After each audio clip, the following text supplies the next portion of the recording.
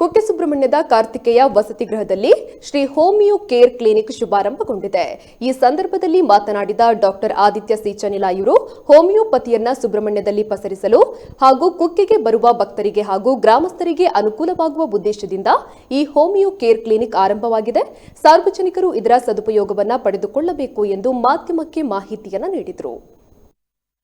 ನಿನ್ನೆ 8ನೇ ತಾರೀಕು ಕಾರ್ತಿಕೇಯ ಕೃಪಾ ಲಾಡ್ಜಿನಲ್ಲಿ ನಾವೊಂದು ಹೋಮಿಯೋಪತಿ ಕ್ಲಿನಿಕ್ ಅಂತ ತೆರೆದಿರ್ತೇವೆ. ಇದರ ಮುಖ್ಯ ಉದ್ದೇಶ ಏನಂತ ಹೇಳಿದ್ರೆ, ಹೋಮಿಯೋಪತಿಯನ್ನು ಸುಬ್ರಹ್ಮಣ್ಯದಲ್ಲಿ ಪಸರಿಸುವ ಒಂದು ಮುಖ್ಯ ಉದ್ದೇಶ ಇಟ್ಟುಕೊಂಡು ಇಲ್ಲಿ ಓಪನ್ ಮಾಡಿರ್ತೇವೆ ಕ್ಲಿನಿಕ್ ಅನ್ನು.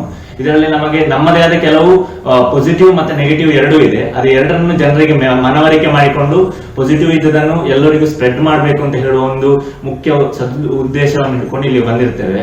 ಮತ್ತೆ ಇಲ್ಲಿ ಮೊದಲನೇದಾಗಿ ಕ್ಲಿನಿಕ್ ಇಲ್ಲ ಅಂತ ಹೇಳುವ ಒಂದು ಇದಿತ್ತು, ಅಂದ್ರೆ ಆ ಕೊರತೆಯನ್ನು ಎಲ್ಲರೂ ಹೇಳ್ತಾ ಇದ್ರು. ಹಾಗಾಗಿ ನಾವು ಗುತ್ತಿಗಾರಲ್ಲಿದ್ದವನು ಸುಬ್ರಹ್ಮಣ್ಯಕ್ಕೆ ಬಂದಿರ್ತೇನೆ. ಮತ್ತೆ ಇಲ್ಲಿ ಈಗ ರೆಸ್ಪಾನ್ಸ್ ಚೆನ್ನಾಗಿದೆ, ಆದ್ರೆ ಈ ರೆಸ್ಪಾನ್ಸ್ ಅನ್ನು ನೀವೆಲ್ಲರೂ ಸದುಪಯೋಗ ಪಡಿಸಿಕೊಳ್ಬೇಕು ಅಂತ ಹೇಳಿ ನಾನು ನಿಮ್ಮ ಹತ್ರ ಕೇಳ್ತಾ ಇರೋದು.